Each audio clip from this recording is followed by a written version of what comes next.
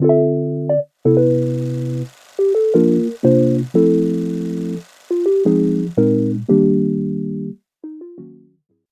panahon ng Enlightenment at Liberalismo. Sa video na ito ay sasagutin natin ang mga katanungan na: ano ang panahon ng Enlightenment? Bakit umusbong ang panahon ng Enlightenment? Ano ang mga kaisipang lumaganap sa Enlightenment? At ano ang panahon ng Enlightenment o kilala rin sa tawag na Age of Reason? Ito ay kilusan na nagbigay diin sa pangangatwiran, pag-iisip at kakayahan ng individual na gamitin ang mga ito sa pag-aaral ng politika, ekonomiko at ugnayang panlipunan. Layunin ng kilusang ito na pairalin ang rason at gamitin ang agham at edukasyon upang higit na maintindihan o masolusyonan ang mga pangyayari sa lipunan. Ngayon, ano nga ba ang mga naging dahilan ng panahon ng Enlightenment? Bakit ito umusbong? Isa sa mga dahilan ay ang Rebolusyong Siyentipiko. Ito ang panahon noong ika-17 hanggang ika-17 siglo na kung saan gumamit ng obserbasyon, eksperimento, ebidensya at rason upang matuklasan ang katotohanan ng tao, kalikasan, mundo at ng universo.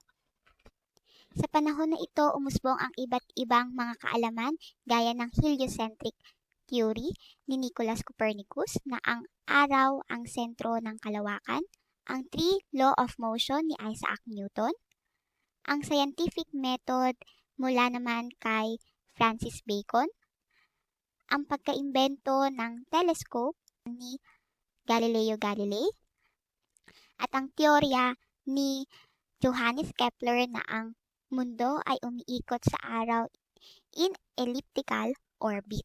Ang Rebolusyong Siyentipiko, pinakita nito na kung ang mundo ay maipaliliwanag gamit ang rason at obserbasyon, magagamit din ito sa mga paniniwala, pamahiin at ang kilos at pangyayari sa lipunan.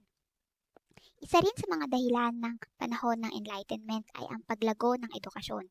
Dahil mas maraming tao na ang nakababasa at may access sa mga aklat tungkol sa agham, politika at relihiyon, nagsimula silang magtanong sa mga tradisyonal na ideya at ipakalat ang mga ideya ng mga pilosopo.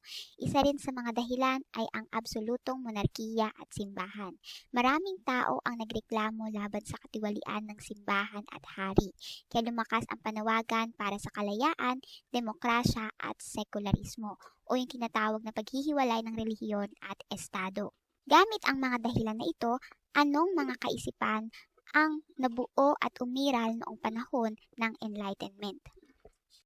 Isa sa mga kaisipang ito ay ang monarkiya ang pinakamagandang anyo ng pamahalaan at ito ay ayon kay Thomas Hobbes. Nasaksihan ni Hobbes ang kaguluhan sa kanyang lipunan at ito ang nagpakita sa kanya na ang tao ay likas na masama, na kung walang pamahalaan na may isang makapangyarihang pinuno, ang mundo ay magiging isang estado ng digmaan. At ayon sa kanyang aklat na Leviathan, kanyang ipinaliwanag ang konsepto ng social contract o ang kasunduan sa lipunan, na kung saan upang mapanatili ang seguridad at kaayusan sa lipunan ay dapat na isuko ng tao ang kanilang likas na kalayaan sa isang makapangyarihang pinuno at ito ay sa anyo ng absolute monarchy. Samantalang, isa rin sa mga umusbong na kaisipan ng panahon ng Enlightenment ay ang tao ay pinanganak na may likas na karapatan o natural rights at ito ay ayon kay John Locke. Ang karanasan ni Locke na makita ang mapayapang revolusyon ay nagbigay ng ideya sa kanya na ang tao ay makatwirang nilalang na may kakayahang pamahalaan ang kanyang buhay at alagaan ang kapakanan ng lipunan. Dahil dito napagtanto niya na ang mga tao ay may likas na karapatan at ang mga ito ay ang karapatang mabuhay, karapatang maging malaya at karapatang magkaroon ng mga ari-arian. Hindi lamang ito ang kanyang binanggit sa kanyang aklat na Two Treatises of Government. Kanyang ipinaliwanag din ang kanyang bersyon ng social contract at ito ay tungkol sa upang mapanatili ang seguridad at kaayusan sa lipunan ay bubuo ang mga mamamayan ng isang pamahalaan. Ngunit dapat ang pamahalaan ay poprotektahan ang likas na karapatan ng mga mamamayan. Kung hindi ito magagampanan ng pamahalaan, may karapatan ang mga mamamayan na ito ay pabagsakin at palitan. Ikatlo sa mga kaisipan na lumaganap ng panahon ng Enlightenment ay Ang tao ay pinanganak na malaya, ngunit sa lahat ng dako siya ay nakagapos. At ito ay mula kay Jean-Jacques Rousseau. Naniniwala si Rousseau na likas na malaya ang tao. Ngunit dahil sa mga batas at mapang-abusong pamahalaan, nawawala ang kanyang kalayaan.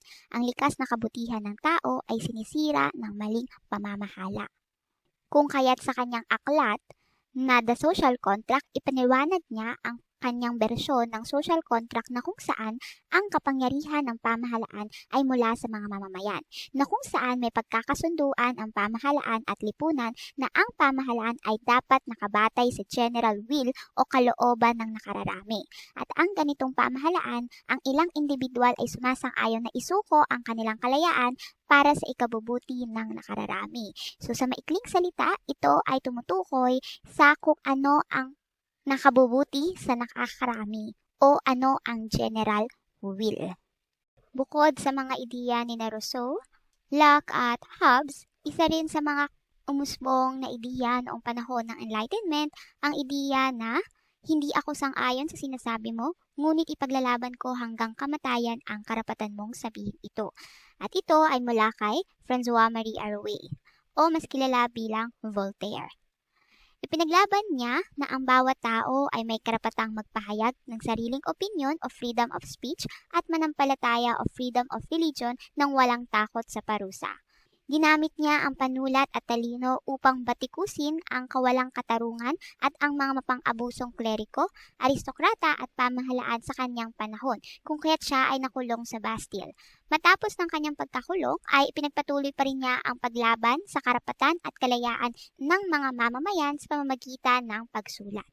Bukod kay Voltaire, nakilala rin ang kapangyarihan ay dapat nililimitahan ng kapangyarihan. At ito ay mula kay Bahon de Montesquieu. Si Montesquieu ay isang pilosopong nagtaguyod ng kalayaan at patas na pamahalaan. Ang kanyang ideya ay naging pundasyon ng maraming konstitusyon ng mga demokratikong bansa sa kasulukuyan. Ang kanyang naging kontribusyon sa panahon ng Enlightenment ay ang pagsulong sa paghahati ng kapangyarihan o separation of powers upang mapanatili ang kalayaan at maiwasan ang pang-aabuso ng gobyerno. Ang tatlong sangay ng pamahalaan ay ang legislatibo o legislative na gumagawa ng batas, ang ehekutibo o executive na nagpapatupad ng batas, at ang hudikatura o judiciary na naglilitis gamit ang batas. Nakilala rin noong panahon ng Enlightenment si Denis Diderot. Ipinahiwatig ni Diderot na ang pagiging mapagtanong at mapag-isip ay daan upang matuklasan ang katotohanan sa lipunan at makita ang kaliwanagan na maaaring magdulot ng pagbabago.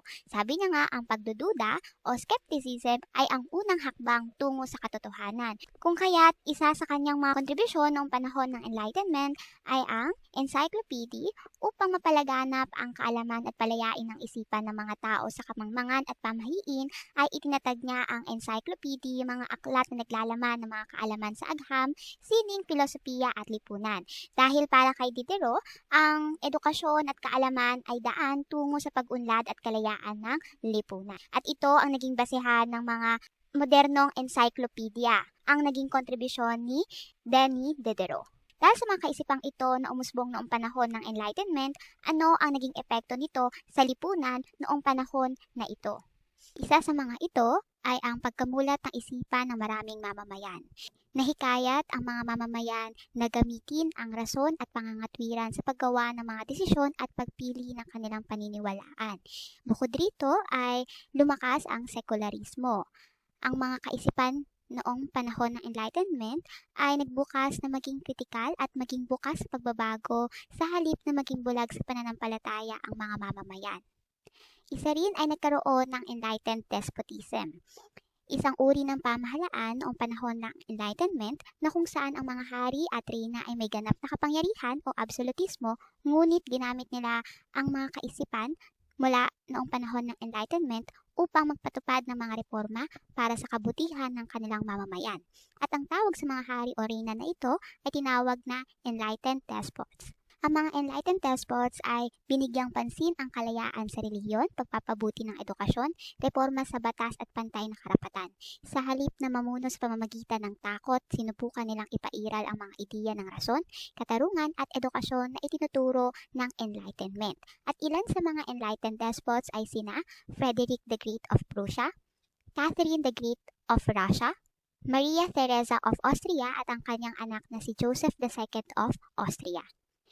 Bukod sa mga ito, ang ilan pa sa mga naging epekto ay ang paglaganap ng edukasyon at agham.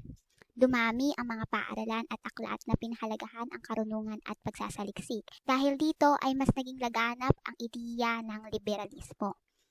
Ang maraming kaisipan sa panahon ng Enlightenment ay nakabatay sa ideolohiyang liberalismo. Tandaan, ito ay ideolohiyang pampolitika at panlipunan na ipinaglalaban ang kalayaan ng individual, karapatan ng tao, at pagkapantay-pantay sa harap ng batas.